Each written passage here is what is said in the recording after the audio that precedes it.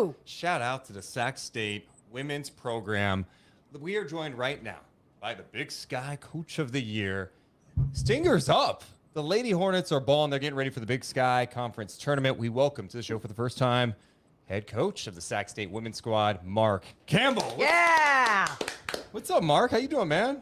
Good. Thanks for having me, guys. Dude, I mean, what you guys have done this year is so exciting, man. We were just talking about basketball in Sacramento. Of course, everyone talks about the Kings and how they've turned things around, but Sac State's doing some things too. You guys have been balling this year, 22 wins and counting.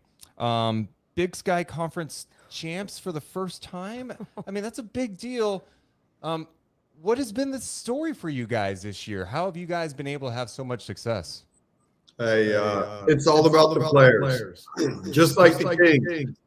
They got Fox and Sabonis. We got KD and Izzy. So our point guard got named the player of the year in the league. Our center was first team all league, and that duo has been hard. And then they have just a tremendous supporting cast. We're fifth in the country in three-point percentage right now, and we're 13th in the country in field goal percentage. So we got an offense kind of like the Kings. It's been hard to slow down. And what's made this group so special then? I mean, obviously it's fun having a high-powered offense, but there's got to be other things that just really bring a group together and make them special. Yeah, the pieces of the puzzle have to all fit together, and that's from a basketball standpoint that has to happen. But more importantly, it's a culture thing. And we got a group of really unselfish kids. They go out to eat every week together. It's kind of become a tradition that started in the summer, and they've become such a close group. They haven't skipped a week. It's rolling all the way through the fall and into the winter. So they enjoy each other. When you enjoy each other, you go to war for each other. And this group's got that. And then obviously we're blessed with some really good players. And so when you got all that, you're 22-6 and you win a league title. Yeah, man. And it's super exciting. We talk so much about like culture and team chemistry, and so many people think, oh, you just win and there's team chemistry. I think there's a lot of different things that go into it. You have to have the right personalities, and you have to have players who not only buy in, but are unselfish. Who's led that charge? Is that something you set up? Is that the type of player your program's looking for? Yeah, great question. That's kind of the secret sauce, right? That for sports, everybody's trying to find that sauce, and it's hard to measure. And so there's a lot of moving parts, and we added 9 new players. We only had 3 returners from last year's team, and so you're putting this whole new group together, and you work really hard on the recruiting trail to find kids that fit, that are great competitors, but great teammates and hard workers and all that. And that's what everybody's trying to find, but it doesn't always work out. Right. And this group, the senior crop, one of them, Jordan Oliveris, has been here for 4 years. She's been part of a 3-win season. She's been part of a coaching change. She had 1 year where she played college basketball during COVID, which was a mess. And now her senior year, she's part of the best season in program history. And so her wisdom to have that in a 4-year window, and she's an absolute warrior, leader, starts, comes off the bench. Literally, the kid does anything our program needs. And so it starts with her. And then our point guard, KD, who's league MVP. She's our Chris Paul. She leads the country in pick and rolls. She's played 29 games, and she's delivered in 29 games. She's been the number 1 on every team scouting report every game.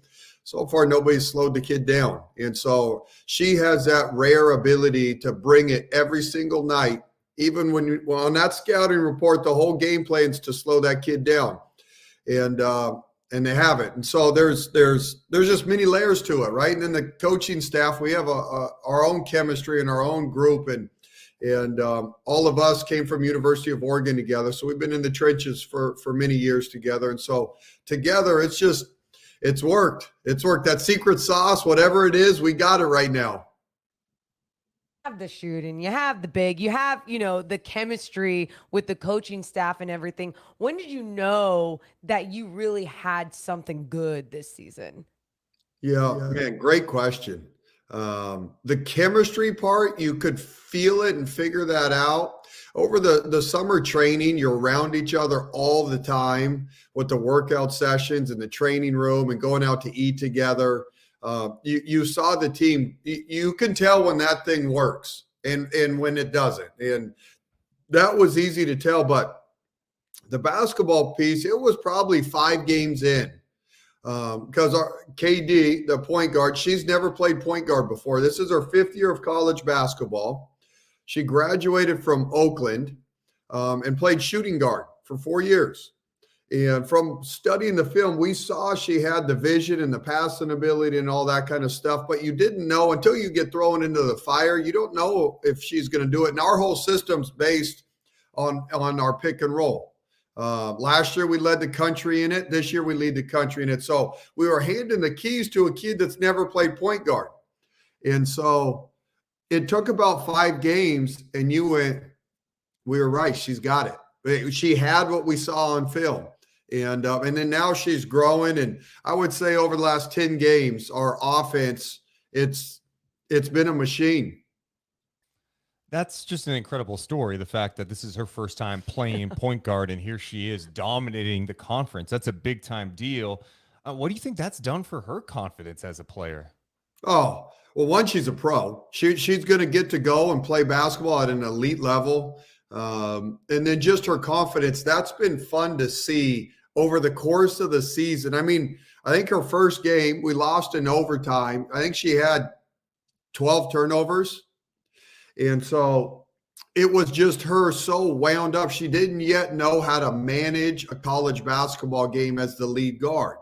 And so to go from that to where she's at now, she had like 35 and 8. A couple of games ago, she had 25 points, 10 assists, 0 turnovers. And so it's clicked. But to watch the evolution, it didn't happen immediately. But when she had her 12 turnover game, we didn't flinch.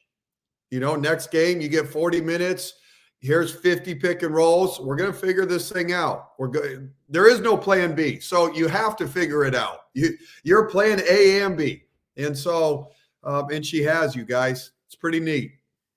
Yeah. And that level of confidence goes such a long way. We talk about it all the time with the Kings, where I feel like De'Aaron Fox has come into his own, and he credits a lot the coaching staff and Mike Brown for trusting him, pushing him, holding him accountable.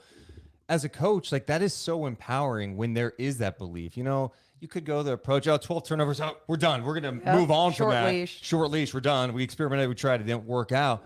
But that's a big deal. And I feel like that builds a true trust between the players and the staff. Yeah. I call it playing you through your mistakes. And not everyone gets that opportunity, right? You can't let everyone play through their mistakes, or you'd be a hot mess. But there's times when you're invested in your players that you need. There's some kids that they have to deliver for you, for your team to reach its full potential. And whether or not they're ready at the start of the season, at the end of the day, we're playing for 3 games in March. We're going to Boise, and the only way a Big Sky team's going to March Madness, you got to win 3 games. And so as you build your team in the journey of the season, ultimately, what is going to give us the best chance to win 3 games? And so we played her through her mistakes. If you figure it out, it's a monster that is going to get unleashed. And a year ago, our center, Izzy, played at a small JUCO, averaged 8 points a game, 5 rebounds, played 14 minutes a game, raw. Last year, we invested in her. I mean, she fouled out of games. She had turnovers, but we were going to play her through those mistakes because our program is investing in what she's going to become. And this year, we're reaping the rewards of last year, playing her through her mistakes. And so I don't know. It's an inexact science, but it's working. For Izzy, all first team Big Sky, that's a big deal. The progress, the growth, that's so exciting to see. Mark, good luck, man. I can't wait to see how you guys play Monday afternoon against Idaho. It's going to be fun. It's going to be a fun challenge, and I hope we're talking about the Hornets in the tournament. Thanks, you guys. And if you're watching men's hoops right now, there's already crazy buzzer beaters, upsets in conference. It's the best time of the year. It's madness. Morgan, my co-host here, she played JUCO ball at Sierra College a long time ago. Hey, come on. A long time ago. But the women's game, the evolution of the women's game, it's been so fun to watch, man. We love basketball, and it's just great. So we wish you guys the best of luck moving forward. Hey, thanks for allowing me to come on the show, and hopefully we'll circle back after we make March Madness. Thanks, do it. Coach. Absolutely. Appreciate it, Coach. See you guys. There is head coach Mark Campbell. We're going to be catching up with the men's side. David Patrick going to be joining us at 12:30 today, but